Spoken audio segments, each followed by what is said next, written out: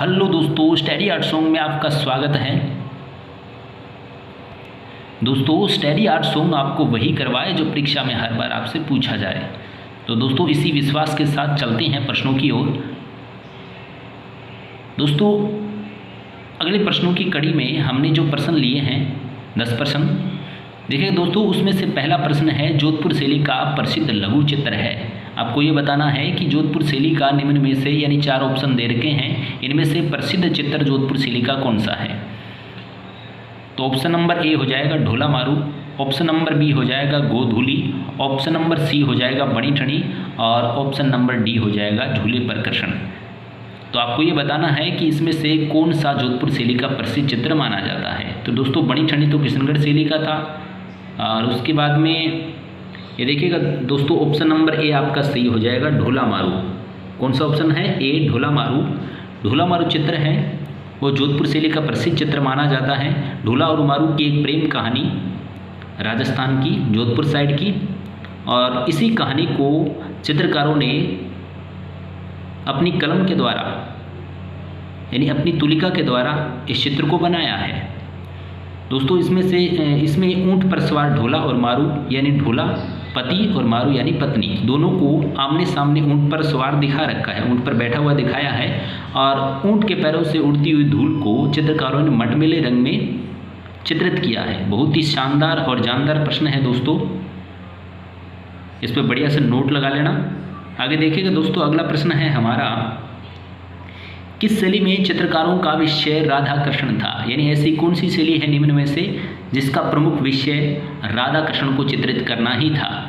तो दोस्तों, क्या वो पहाड़ी शैली है, क्या वो दक्षिणी शैली है, क्या वो कंपनी शैली है, क्या वो मुगल शैली है। तो निम्न 4 ऑप्शनों में से पहला जो ऑप्शन है आपका पहाड़ी शैली, वो ऑप्शन सही हो जाएगा। तो पहाड़ी शैली यानी पहाड़ी जो शैलियाँ थी, जैसे कांगड़ा, बसोली, तो पहाड़ी शैलियों में प्रसिद्ध शैली थी कांगड़ा शैली, यानी राजा संसार चंद का टाइम पीरियड। ठीक है, तो राजा संसार चंद का काल है वो पहाड़ी शैली के लिए प्रसिद्ध काल माना जाता है कांगड़ा शैली में। तो कांगड़ा शैली में सर्वाधिक जो विषयों का चित्रण हुआ है राधा कृष्ण का, वो है पहाड़ी शैली में हुआ है। दोस्तों, बढ़िया से नोट कर लेना इस प्रश्न को। अगला प्रश्न है, राजस्थानी चित्रों की प्रमुख विषय है, यानी राजस्थानी शैली के जो चित्र हैं उसकी प्रमुख विषय क्या है। क्या राजस्थानी कलाकार हैं वो देवी देवताओं को चित्रित करते थे, या शिव पार्वती को चित्रित करते थे, या राधा कृष्ण की लीलाओं को चित्रित करते थे, या राम कृष्ण को चित्रित करते थे। तो आपको ये बताना है कि इसमें से प्रमुख राजस्थानी चित्रों का प्रमुख विषय क्या है, आपको ये बताना है। तो राजस्थानी चित्रों का प्रमुख विषय क्या था? राधा कृष्ण लीलाएं, भगवान श्री कृष्ण की लीलाओं को राजस्थानी शैली में चित्रित किया है। तो दोस्तों, वैसे भी राजस्थानी शैली है वो भगवान श्री कृष्ण और राधा के चित्रों के लिए जानी जाती है। जैसे अपने बात करें तो अपनी जो प्रसिद्ध शैली है राजस्थान की, वो थी किशनगढ़ शैली।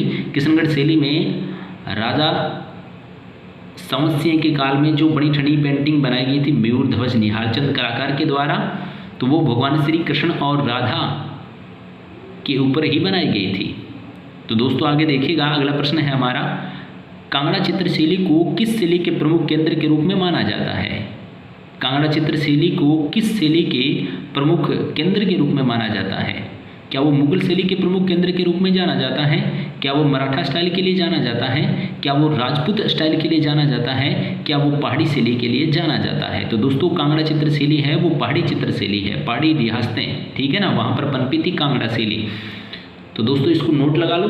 वही जो प्रश्न पूछ रहा है ना, संसार चंद वाला प्रश्न पूछ रहा है। संसार चंद के काल में कांगड़ा शैली का सर्वाधिक विकास हुआ था और ये पहाड़ी इलाके में कांगड़ा क्षेत्र पड़ता है। ठीक है, तो राजा संसार चंद का काल। अगला प्रश्न है हमारा, बहुत ही शानदार प्रश्न है दोस्तों, नोट कर लेना बढ़िया से। रामपुरवा से प्राप्त, यानी रामपुरवा जो क्षेत्र है वहाँ से प्राप्त अशोककालीन स्तंभ, यानी अशोक के समय में जो स्तंभ बने थे प्रसिद्ध, यानी अशोक का जो समय है वो स्तंभों की कला के लिए प्रसिद्ध माना जाता है। तो अशोक के स्तंभ का दूसरा नाम क्या है? लाठ, यानी स्तंभ को दूसरे किस नाम से जाना जाता है? तो लाठ के नाम से जाना जाता है। रामपुरवा से प्राप्त अशोककालीन स्तंभ शीर्ष पर, यानी स्तंभ के ऊपरी हिस्से पर, ठीक है ना, स्तंभ शीर्ष मतलब ऊपरी हिस्से पर पशु आकृति है और आज वह पशु आकृति राष्ट्रीय संग्रहालय दिल्ली के प्रवेश द्वार पर रखी गई है। तो दोस्तों वो कौन सी पशु आकृति है, तो वो क्या चीता की पशु आकृति है, या फिर हाथी की पशु आकृति है, या बैल की पशु आकृति है, या फिर शेर की पशु आकृति है। आपका ऑप्शन कौन सा सही हो जाएगा, तो दोस्तों आपका ऑप्शन है वो तीसरा सही हो जाएगा। रामपुरवा से प्राप्त अशोककालीन जो स्तंभ है उस पर जो आकृति बनी हुई है वो है बैल की आकृति, और आज यह बैल की आकृति कहाँ संग्रहित है, राष्ट्रीय संग्रहालय दिल्ली के प्रवेश द्वार पर सुरक्षित है। तो दोस्तों बहुत ही शानदार प्रश्न है, इसको नोट कर लेना। परीक्षाओं में ऐसे प्रश्न बनकर आते हैं और वैसे भी स्टडी आर्ट सोम की तरफ से आपसे जो प्रश्न करवाए जा रहे हैं वो परीक्षा में आने वाले महत्वपूर्ण प्रश्न हैं, परीक्षा में जिनको बार बार पूछा जाता है। तो दोस्तों इसी प्रकार के जो प्रश्न हैं वो देखने के लिए आप स्टडी आर्ट सोम चैनल से जुड़ जाइएगा और बढ़िया प्रश्न हैं वो यहाँ पर करवाए जाते हैं। तो आगे देखिएगा दोस्तों, परीक्षा के लिए जो महत्वपूर्ण चीज़ें हैं वही हम करवाते हैं यहाँ। अगला प्रश्न है, किस राजस्थानी चित्रशैली के लिए राजा सामंत सिंह के योगदान को महत्वपूर्ण माना जाता है, यानी राजस्थान में ऐसी कौन सी शैली है जिसमें राजा सामंत सिंह का योगदान है वो महत्वपूर्ण माना जाता है। दोस्तों इसमें ऑप्शन हो जाएगा पहला जयपुर शैली, या फिर कोटा शैली, या जोधपुर शैली, या किशनगढ़ शैली। अब दोस्तों आप याद करो कि राजस्थान में किशनगढ़ शैली है वो वहाँ पर शासन कौन करते थे, यानी किशनगढ़ क्षेत्र में शासन कौन करते थे, तो वो राजा था सामंत सिंह, और सामंत सिंह का उपनाम था नागरीदास। नागरीदास उपनाम है वहाँ के नगर निवासियों ने सामंत सिंह का रखा था, क्योंकि सामंत सिंह है वो एक राजा होते हुए भी क्या है नगर के दास, जैसे नगर का दास होता है उस प्रकार मतलब क्या है वो जनता की सेवा करते थे, जनता के अच्छे मतलब एक तरीके से राजा थे, ठीक है। तो नगर का भला करने वाला इस प्रकार का नागरीदास, ठीक है, तो नाम रखा गया था नागरीदास, और नागरीदास के नाम से लोगों में वो चर्चित थे, लेकिन वैसे उनका नाम सामंत सिंह था। और इनको भगवान श्री कृष्ण और राधा से बड़ा लगाव था, क्योंकि वल्लभ संप्रदाय से ये संबंधित थे, ठीक है, बड़े से नोट कर लो इसको। और उसके बाद में किशनगढ़ शैली के बारे में बात कर रहे थे ना, तो किशनगढ़ शैली है ना उसमें एक मयूर ध्वज नामक एक कलाकार था जिसे निहाल चंद भी कहा जाता है, और निहाल चंद के द्वारा सामंत सिंह के काल में एक महत्वपूर्ण पेंटिंग बनाई गई थी। निहाल चंद के द्वारा बनी वो थी बड़ी ठड़ी, यानी भारत की प्रसिद्ध पेंटिंग कहें या फिर राजस्थान की प्रसिद्ध पेंटिंग कहें, तो राजस्थान की प्रसिद्ध पेंटिंग आप मान सकते हो, बढ़िया। तो राजस्थान की प्रसिद्ध पेंटिंग है वो बड़ी ठणी है, और वैसे भारत की भी बड़ी ठणी है। दोस्तों कहा जाता है कि सामंत सिंह की माँ है वो अपने पीहर से एक लड़की को लेकर आई थी जिसका नाम था बड़ी ठणी, यानी बड़ी ठणी नाम है वो रखा गया था, पहले से नहीं था, रखा गया था क्योंकि वो सौंदर्य की मिसाल थी और बन ठन के रहती थी, इसी वजह से उसका नाम है वो बड़ी ठणी रखा गया था। और इस बड़ी ठणी के प्रेम में विलीन हो गए सामंत सिंह, उससे प्रेम करने लगे, और सामंत सिंह ने अपने दरबारी चित्रकार निहाल चंद से उस बड़ी ठणी का चित्रण करवाया था, ठीक है। वो बड़ी ठणी में राधा की छवि देखते थे और अपने आप में क्या है भगवान श्री कृष्ण की छवि को देखा करते थे। तो दोस्तों बढ़िया प्रश्न है, इसको नोट कर लो, राजस्थानी शैली का महत्वपूर्ण प्रश्न माना जाता है ये। आगे देखिएगा दोस्तों, अगला प्रश्न है हमारा, पाल शैली के अधिकांश चित्र मिलते हैं, यानी पाल शैली के चित्र हैं उनका माध्यम पूछ रहा है ये, पाल शैली के चित्र किस माध्यम पर चित्रित किए गए हैं। तो देखिएगा पोथियों में चित्रित किए गए हैं, या पट चित्र हैं, या फिर भित्ति चित्र हैं, या गुफा चित्र हैं। तो आपका ऑप्शन है पाल शैली के लिए सही हो जाएगा पोथी चित्रण, यानी पोथी चित्रण माना जाता है। पोथी चित्रण कहाँ से प्रारंभ हुआ था, पाल शैली से प्रारंभ हुआ था, यानी मध्यकालीन कला। दोस्तों अगला प्रश्न है हमारा, मौर्यकालीन कला को उच्चतम स्तर पर ले जाने का श्रेय जाता है, यानी मौर्य काल की जो कला है उसे उच्च स्तर पर पहुंचाने का जो श्रेय है वो किसको जाता है। तो देखिएगा पहला जो ऑप्शन है हमारा सम्राट अशोक को जाता है, दूसरा है सम्राट चंद्रगुप्त को जाता है, तीसरा है सम्राट विष्णुगुप्त को जाता है, या फिर बुद्ध को जाता है। तो दोस्तों आपका ऑप्शन सही हो जाएगा सम्राट अशोक। आपने सुना होगा मौर्यकालीन कला में सम्राट अशोक हैं वो प्रसिद्ध माने जाते हैं, क्योंकि सम्राट अशोक ही एकमात्र ऐसे व्यक्ति थे जिन्होंने स्तंभों की कला की शुरुआत करवाई थी और विश्व में प्रसिद्ध भी हुए थे इनके स्तंभ की कला। और इनके काल में कुछ मूर्तियों का भी निर्माण हुआ था। तो दोस्तों आप इस पर नोट लगा लीजिएगा, उच्च स्तर जो काल है मौर्यकालीन वो सम्राट अशोक का काल था कला के लिए।